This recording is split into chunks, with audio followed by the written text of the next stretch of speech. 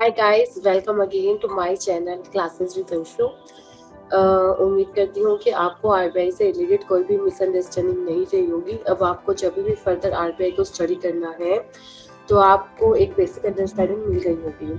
अगर किसी भी स्टूडेंट ने मेरी आरबीआई से रिलेटेड वीडियोस नहीं देखी हैं तो वो नीचे लिखे लिंक पर क्लिक कर सकता है और वहां से जाकर वो देख सकते हैं। तो आइए आज हम स्टार्ट करते हैं हमारे एग्जीक्यूटिव प्रोग्राम के मॉड्यूल 2 के पेपर 7 इकोनॉमिक कमर्शियल और बिजनेस लॉ की नेक्स्ट क्लास, जो है चैप्टर 2 यानी कि फीमा 1999। हमारे इंस्टीट्यूट में आपका जो पेपर 7 है इकोनॉमिक बिजनेस और कमर्शियल लॉ, उसमें जो दूसरा चैप्टर दिया है वो दिया है फेमा 1999 का। बेसिकली इन सबको देने का एक ही पर्पज है कि हमारे इकोनॉमी के अंदर जो भी स्ट्रॉन्ग प्लेयर्स है, जो भी मेजर डिटर्मिनेंट्स है, जो डिसाइड करते हैं कि हमारी ग्रोथ रेट क्या होगी, अगर ग्रोथ रेट में कोई कमी आ रही है तो उसमें किसका क्या रोल होगा, तो उन सब से आपका इंट्रो कराने के लिए ये सब चैप्टर्स देते हैं। तो हमारा जो सेकंड चैप्टर है वो कोई ज़्यादा बड़ा नहीं है। अगर आप हमारे मॉड्यूल में देखें तो इट इज़ बेसिकली एक इंट्रो है कि ये कहाँ से आया, उसके बाद इसके अंदर क्या क्या आता है, इसका लीगल स्ट्रक्चर क्या है, ओवरऑल स्कीम इसकी क्या है। तो आज हम डिस्कस करेंगे इसी पर। और सबसे बड़ी अच्छी बात ये है कि ये वीडियो छोटी रहेगी क्योंकि हमारा चैप्टर छोटा है, तो आपको ज़्यादा देर के लिए बोर भी नहीं होना पड़ेगा। तो आइए स्टार्ट करते हैं। ये जो बड़ी बड़ी हेडिंग में लिखा हुआ है chapter 2 favour 99 the intro. Okay, let's start guys. तो सबसे पहले कि हम देखेंगे कि फेमा कहाँ से आया, फेमा की शुरुआत कैसे हुई। हिस्ट्री हिस्ट्री किसी के लिए भी जरूरी नहीं होती कि हमें, अब कई स्टूडेंट्स होते हैं जो ये सोचते हैं कि फेमा के अंदर क्या आता है, वो क्या काम करता है, उसके ट्रांजेक्शन्स कैसे होते हैं, वो पढ़ना चाहिए। तो हिस्ट्री हिस्ट्री की तो कोई रेलिवेंस ही नहीं है। पर अगर आपको इंस्टीट्यूट हिस्ट्री दे रहा है तो अगर आप अपने कीमती समय जैसे 2 मिनट लगाकर हिस्ट्री समझ लेंगे तो उसमें आपका भी कुछ नहीं जाएगा। तो अच्छा है, आपको लिखने के लिए 2-4 पॉइंट्स मिल जाते हैं कि जब भी हम कोई भी थ्योरी अटेम्प्ट करते हैं तो आपका सबसे मेजर पॉइंट यही होता है कि आपको उस टॉपिक की कितनी नॉलेज है। Practical is always point two point, so make sure कि आप उसको सबसे ज़्यादा से ज़्यादा पढ़ें और ज़्यादा से ज़्यादा समझें। तो स्टार्ट करते हैं। हिस्ट्री हिस्ट्री को मैंने 5 पॉइंट्स में डिफाइन किया है। जैसे स्टार्ट करते हैं, फर्स्ट हमारा DFI 1939। DFI क्या है हमारा, it is defence of India act 1939। तो सबसे पहले जब फॉरेन एक्सचेंज स्टार्ट हुआ तो उसके लिए एक रेगुलेशन बनाई गई जिससे कोई फ्रेम और फेरा का नाम नहीं दिया गया था।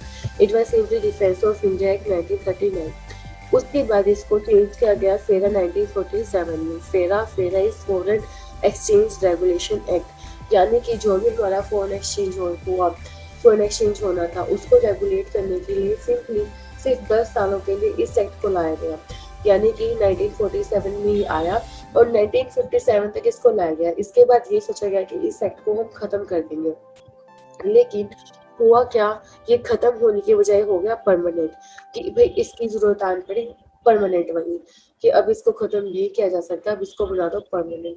तो वहां से ये फेरा 1947 चल पड़ा पक्के वाले तौर पे, यानी कि ये दर्ज हो गया हमारे लोग की बुक्स में और ये आ गया हम पर राज करने।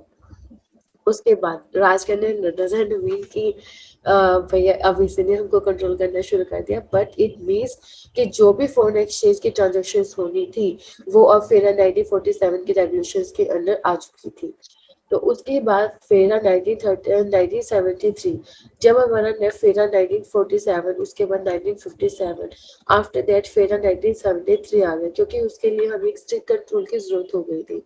लेकिन ये एक्ट कुछ इतना स्ट्रिक्ट हो गया था कि हमारा जो हर एक को ऑफेंस था लगभग वो क्रिमिनल ऑफेंस ही गिना जाने लगा, यानी कि आप किसी को भी बिना वारंट के अरेस्ट कर सकते थे। तो ये एक बहुत स्ट्रिक्ट एक्ट हो चुका था। उसके बाद क्या हुआ, ये एक्ट चला हमारा जब तक कि हमारा दूसरा एक्ट फेमा 1999 नहीं आया। हाँ जी, तो तब तक हमारा रहा फेरा 1973। पर एक मेजर चेंज क्या हुआ इन बिटवीन टाइम, एक एलपीजी, मेरे ख्याल से आप सब लोगों ने सुना होगा, डॉक्टर मनमोहन सिंह ने एलपीजी को इंट्रोड्यूस करवाया था in 1991। LPG means liquidisation, privatisation and liberalisation, sorry not liquidisation, it is liberalisation, privatisation and globalisation in 1991। Basically हमारी इकोनॉमी को थोड़ा सा लिबरलाइज किया गया ताकि जो फॉरेन की इन्वेस्टमेंट है उसको हम अट्रैक्ट कर सके।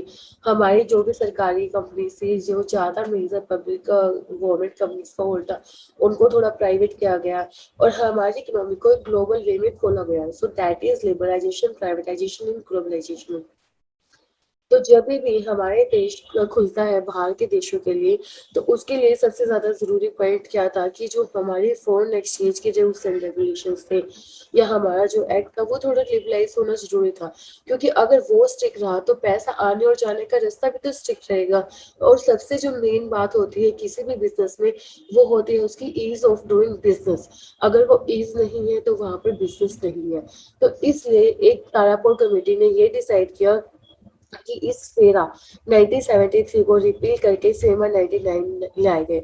तो इस तरीके से हमने वेलकम किया फेमा एक्ट 1999। तो उम्मीद करती हूँ आपको इस चीज समझ में आ गई होगी, ज्यादा कंफ्यूजन नहीं था, बस आपको सिंपल स्टेप में कुछ स्टेप याद करनी है। It will be 1939, 1947, 1957, 1973 and 1999। तो आपकी पूरी हिस्ट्री और आपका फेमा आपकी मुट्ठी में। उसके बाद नेक्स्ट, अब ओवरऑल स्कीम ऑफ फेमा क्या है, यानी कि फेमा का काम करने का तरीका क्या है। फेमा सर इसके अंदर हम 3 पॉइंट्स लेते हैं जो हमारे मेजर पॉइंट है, और इन 3 पॉइंट्स के ऊपर ही हमारे फर्दर चैप्टर्स आगे चलेंगे। तो सबसे पहले हम देखते हैं फर्स्ट पॉइंट हमारा क्या है। It is applicability. एप्लीकेबिलिटी ये किस किस पर लागू होता है, ये पूरे देश पे लागू होता है। So it extends to whole of India, it extends to whole of India, plus it extends also to those foreign branches, offices और agencies जिसे कंट्रोल कर रहा है भारत का कोई रेजिडेंट। ठीक है, तो भारत में हो रही ऑपरेटिंग यूनिट्स प्लस ऐसे foreign all foreign operating units, branches, offices जिसको भारत का ही कोई रेजिडेंट कंट्रोल कर रहा है, उन सबके ऊपर ये फेमा अप्लाई होगा। So it is applicability.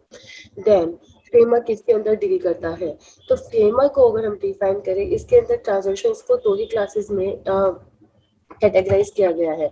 एक है हमारी करंट अकाउंट ट्रांजेक्शन और एक है हमारी कैपिटल अकाउंट ट्रांजेक्शन। मैं शॉर्ट आपको बता देती हूँ कि हमारी फर्दर क्लासेस के अंदर हम करंट अकाउंट ट्रांजेक्शन को बोलेंगे कैट और हमारे कैपिटल अकाउंट ट्रांजेक्शन को बोलेंगे कैपेट। ओके, तो हमारी जो फेमा है, फेमा किसके अंदर, फेमा हर ट्रांजेक्शन को सिर्फ 2 ही क्लासेस में कैटेगराइज करेगा, एक कैपिटल अकाउंट और एक करंट अकाउंट। तो उसके बाद वो जिस क्लास में आएगी उसके अकॉर्डिंग उसके ऊपर रूल्स और प्रोविजन अप्लाई होंगे।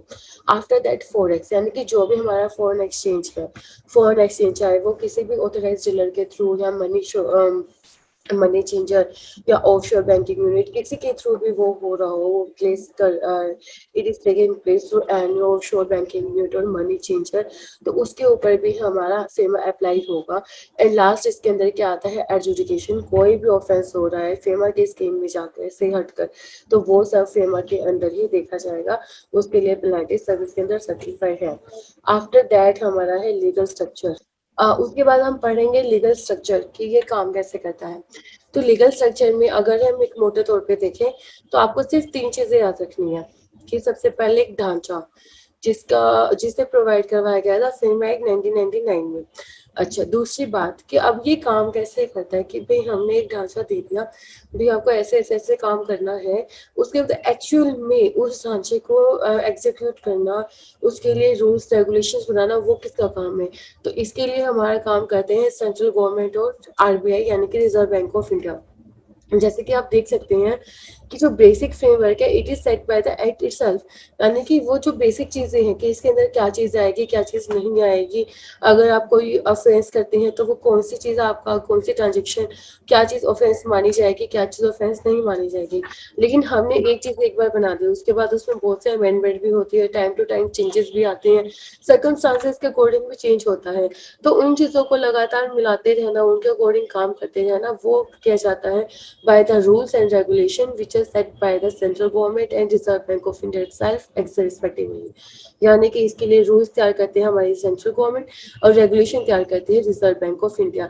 तो इन टोटल अगर हम देखें तो ये हमारा फेमा का act plus rules plus regulation, इन सबसे मिलकर तैयार होता है हमारा regulation legal structure for FEMA. उसके बाद foreign direct investment policy, investment हमारा सबसे मेजर पार्ट है आज के टाइम पे फॉरेन एक्सचेंज का। यानी कि आज के टाइम पे हमारी सेंट्रल गवर्नमेंट बहुत वेलकम कर रही है कि आप लोग बाहर से पैसा लाएं और हमारे देश में निवेश करें ताकि उस पैसों के प्रोडक्टिव तौर पे यूज किया जाए। तो FDI पॉलिसी यानी कि फॉरेन डायरेक्ट इन्वेस्टमेंट पॉलिसी भी इसका एक मेजर पार्ट है आज के टाइम पे। तो उसके इन्वेस्टमेंट से रिलेटेड जो भी हमारे प्रोविजंस है वो इस पॉलिसी के अंदर रेगुलेट होते हैं। तो इस तरह से टाइम टू टाइम अलग अलग तरह की पॉलिसीज, रूल्स, रेगुलेशंस और बहुत सारी चीजें time time to amendment act में, तो वो सारी की सारी चीजें हमारी आती हैं। पर अभी फिलहाल हमारे पास रूल्स एंड रेगुलेशन है, पर अमेंडमेंट अभी हमारे सेक्टर में नहीं हुई है। तो हम कह सकते हैं कि ये हमारे फेमा का लीगल स्ट्रक्चर है। तो आप लोग ध्यान दीजिए, आगे जो भी हमारा टॉपिक आएगा उसके लिए ये सिर्फ एक बेसिक है। उसके आगे जो भी हमारी क्लासेस आएंगी वो इन डिटेल हम स्टडी करेंगे कि आगे फेमा काम कैसे करता है, इसके ओवरऑल स्कीम काम कैसे कर रही है। So thank you guys, thank you so much मेरे इस वीडियो को देखने के लिए। और ज़्यादा से ज़्यादा प्लीज़ लाइक कीजिए, शेयर कीजिए, सब्सक्राइब कीजिए।